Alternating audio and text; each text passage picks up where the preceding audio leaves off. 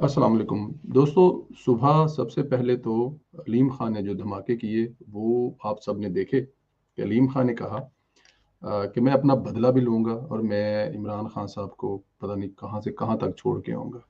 मेरे बच्चे मुझसे सवाल करते हैं कि आपने इमरान खान के साथ क्या बुराई की थी जो इमरान खान साहब ने आपको एक 10 महीने जेल में रखा।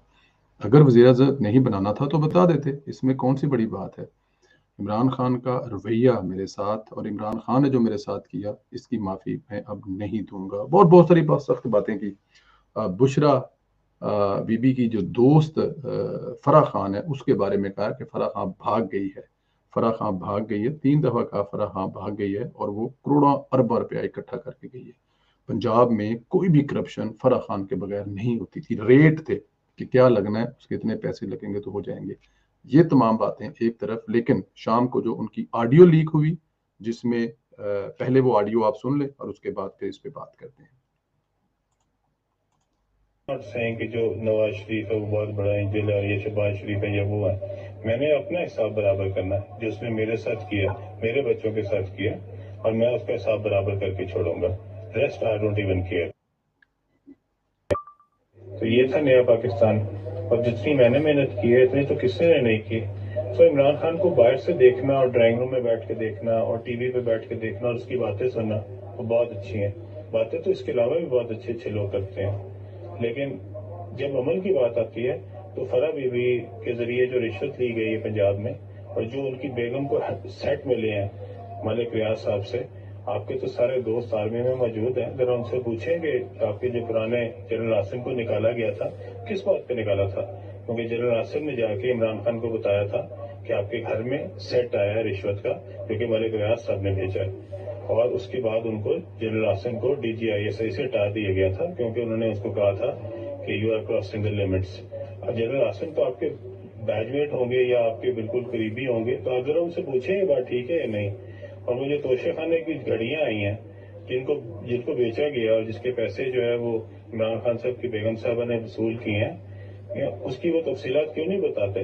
इतने जो ईमानदार हैं तो अपनी बातें क्यों नहीं बताते। ये जो पैसे यहाँ से गए हैं सारे के सारे जो बुजदार ने कलेक्ट किए हैं किसके पास गए हैं, हु वाज फरा, क्या रोल था फरा का।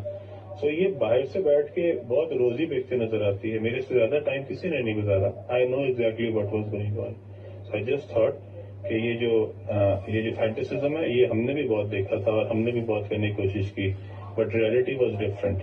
बट इमरान खान साहब को टीवी पे सुनना, तकरीरें सुनना, टीवी में बैठ के देखना और ड्राइंग रूम में उसके साथ बैठ के गुजारा हुआ वक्त दो डिफरेंट चीजें हैं। बातें और भी बहुत लोग अच्छे करते हैं। जनरल मासूम मनीर साहब जो इमरान खान साहब के पास गए और उन्होंने कहा जी कि अपने घर की तरफ ही देखें, आपके घर पे रिश्वत के पैसे आ रहे हैं। बुशरा बीबी जो हैं मलिक रियाज से तोहफे तहाइफ ले रहे हैं और बहुत सी दूसरी बातें जब उनसे कही तो इमरान खान ने बजाय अपना घर ठीक करने के आसम मनीर साहब को कहा कि आप अपनी लिमिट क्रॉस कर रहे हैं और उनको ओहदे से हटा दिया गया। फिर उसके बाद उन्होंने ये भी कहा कि ये जो फराह खान है, ये जो पैसे ले रही है, ये जो पंजाब में करप्शन का बाजार गर्म किया हुआ है, इसकी तरफ भी देखें। किसके लिए पैसे ले रही थी, वो पैसे कलेक्ट करके देती किसकी थी और वो दोस्त किसकी हैं और किस बेस पर। बुजदार की हुकूमत आने से पहले फराह खान का किसी ने नाम सुना था? नहीं सुना था। लेकिन जैसे ही हुकूमत आई तो पंजाब में एक्चुअली हुकूमत वही चला रही थी, बेरोक्रेसी को वही हैंडल करी थी। ये कह रहे हैं अलीम खान साहब। अलीम खान साहब कहते हैं मुझसे ज्यादा इमरान खान के साथ वक्त किसने गुजारा है, मुझसे बेहतर इमरान खान को कौन जानता है। मेरे बच्चे भी मुझसे सवाल करते हैं कि इस इमरान खान के लिए आपने अपनी जिंदगी की कई बहारें, अरबों रुपया, वो कहते हैं कि जो पहला जलसा किया था ना 2011 में, उसके लिए भी पैसे मैंने ही दिए थे, इंतजामात मैंने ही किए थे। इमरान खान के घर के खर्चे से लेके पता नहीं क्या क्या क्या।